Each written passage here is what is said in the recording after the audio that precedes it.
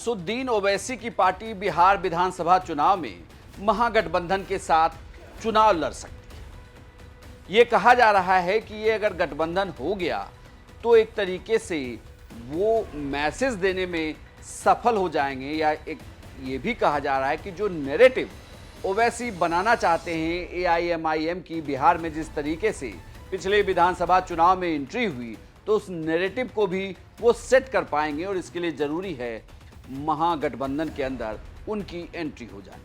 लेकिन क्या ये संभव है, क्या ये आसान है, या उनके इस बयान के बाद अब ये मुश्किल हो गया है लालू यादव और तेजस्वी के लिए, या यूं कहें कि दूसरे सहयोगी दलों के लिए भी, कि एडजस्ट किया कैसे जाएगा। नमस्कार, प्रणाम, बिहार तक देख रहे हैं आप, मैं हूं आपके साथ इंद्र मोहन। दरअसल एआईएमआईएम के प्रदेश अध्यक्ष हैं अख्तरुल इमान। बिहार तक से हुई एक्सक्लूसिव बातचीत में उन्होंने कहा कि उनकी पार्टी महागठबंधन के साथ बिहार विधानसभा चुनाव में जा सकती है। कि साहब, हम चाहते हैं कि बिहार में आपको राजद के लोग हों या कांग्रेस के लोग हों या महागठबंधन या इंडिया अलायंस के लोग हों, इनके सामने में तो सबसे पहली चीज है सत्ता पाना है। उनको नंबर 1 की कुर्सी हासिल करनी है। लेकिन मैं जो पॉलिटिक्स करता हूं, मेरी पार्टी जो पॉलिटिक्स करती है, वो अदल और इंसाफ के लिए करती है।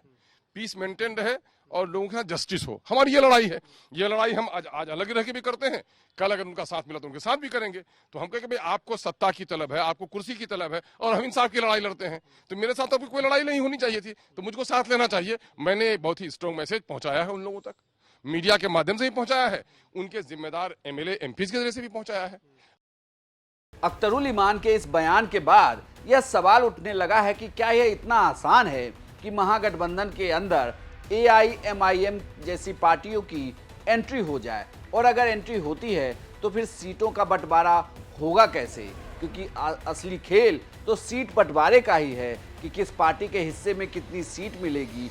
और अगर एआईएमआईएम इन कर जाती है तो फिर उन सीटों का क्या, जहां ऑलरेडी आरजेडी, कांग्रेस या दूसरे सहयोगी दल अपने उम्मीदवार उतारने की तैयारी कर रहे थे। दरअसल अगर आप देखें तो आरजेडी जो सबसे बड़ी पार्टी है, जिसने पिछले विधानसभा चुनाव में 144 सीटों पर चुनाव लड़ा, वो भी शायद कम सीटों पर चुनाव ना लड़े। इतना ही नहीं, 70 सीटों पर कांग्रेस ने भी चुनाव लड़ा था। इस बार भी कांग्रेस की जिस तरीके से एग्रेसिव पॉलिटिक्स बिहार में शुरू हुई है, लगातार राहुल गांधी बिहार का दौरा कर रहे हैं, उससे तो यही लगता है कि कांग्रेस भी शायद कम सीटों पर मानेगी नहीं। इतना ही नहीं, माले का प्रदर्शन जितना बेहतर रहा है सीपीआई माले का, उससे भी ये लग रहा है कि उनकी सीटें बढ़ाई जा सकती हैं। लेफ्ट के 2 और घटक दल हैं। इतना ही नहीं, मुकेश सहनी और पशुपति पारस की पार्टी भी एंट्री लेना चाहती है महागठबंधन में।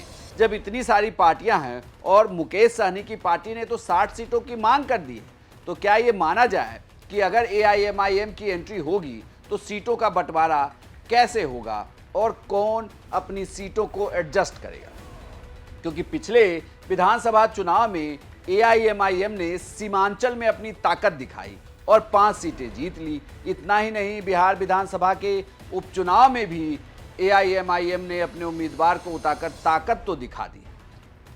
तो क्या यह माना जाए कि दरअसल एआईएमआईएम या असुद्दीन ओवैसी महागठबंधन के साथ गठबंधन करके ये मैसेज देना चाहते हैं, या ये इस परसेप्शन को तोड़ना चाहते हैं कि वो बीजेपी की बी टीम नहीं है, साथ ही या वो भले ही इस गठबंधन का हिस्सा ना बने, लेकिन उन सीटों को वो छोड़ सकते हैं जहां पर महागठबंधन अपने उम्मीदवारों को उतारती है, यानी कि वो आरजेडी, कांग्रेस, लेफ्ट के दल, वीआईपी, इन सब की एक तरीके से मदद कर सकते हैं और एनडीए के खिलाफ चुनावी मैदान में उतर सकते हैं। हालांकि चुनाव में वो एनडीए के खिलाफ उतरते रहे हैं, लेकिन आरजेडी खुद बार बार ये आरोप लगाती रही है कि ये वो बीजेपी की बी टीम है, उनकी वजह से एनडीए चुनाव में एनडीए को फायदा होता है। ऐसे में इस कदम से क्या आसानी होगी महागठबंधन के लिए, या ये फिर सिर्फ एआईएमआईएम बिहार में परसेप्शन बदलने की एक कोशिश कर रहा है?